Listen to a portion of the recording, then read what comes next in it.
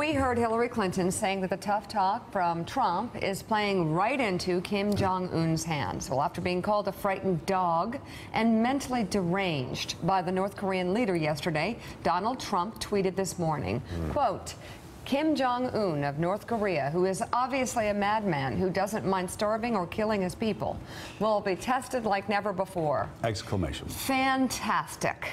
Now, member of the Foreign Relations, Appropriations and Health Committees, Democratic Senator Chris Murphy of Connecticut joins us.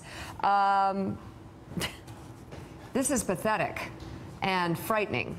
I can't even imagine where this heads. How concerned are you that this sort of toddler dispute between North Korea's leader and Donald Trump could lead to war? Yeah, I've got a 9-year-old and a 5-year-old, and this back and forth sounds really familiar to me. And it's really dangerous for two reasons. One, this over-the-top tough talk from Donald Trump, frankly, just convinces the North Korean regime that they've got to move faster to be able to protect themselves. And so they are going to up the speed of their testing regime to make sure that they have an ICBM mounted nuclear weapon to deter the kind of action that Trump is talking about. And then when he makes these specific threats against the North Korean people, which is what he's saying when he says he will wipe North Korea off the map, he will destroy all of North Korea, it plays into Kim Jong-un's hands because he can then take that to the North Korean people, increase and solidify his standing, and explain to them why he has to divert money from food and shelter and health care to the military program. So there's just absolutely nothing that makes sense about this strategy. And what scares the heck out of me is that this shutdown of diplomacy that he's also telegraphed, it leaves us no exit strategy. It leaves us no off-ramp from this tough talk. So this is a disaster from beginning to end. And this is the one place where the Congress doesn't really have checks and balances. These kind of day-to-day foreign policy decisions are largely in the hands of the executive. Senator Murphy, it's Willie Geist. Good to see you this morning. I want to ask you about the debate around Graham Cassidy, a proposal in a bill that earlier this week you called, quote, an intellectual and moral garbage truck fire. That was a new one I hadn't heard before. So there's a debate now scheduled for Monday night between Senators Sanders, Klobuchar versus Senators Graham and Cassidy. Obviously, Bernie Sanders is going to be talking a lot about single payer. Do you think, given the fact that I assume you think you have Graham and Cassidy where you want them, you've got medical groups coming out against Graham Cassidy, the insurance companies against Graham Cassidy, now the Medicaid Association representing all 50 states against Graham Cassidy. Do you think that debate is a good idea for your side? Well, I actually don't think that Bernie Sanders is going to be talking about single-payer health care on Monday night. No, I think he's going to be talking about why Graham Cassidy is such an immediate threat to the country. Has Bernie told you that, Chris?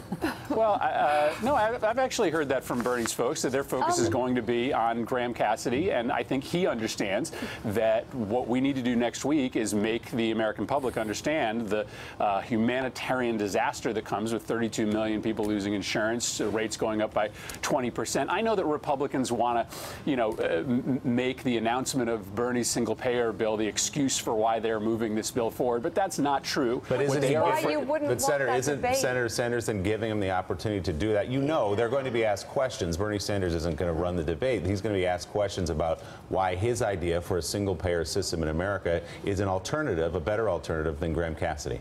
I think he's going to be a very effective advocate. I think he's going to be a very effective critic against a piece of legislation that right now enjoys a 24% approval rating in the American public.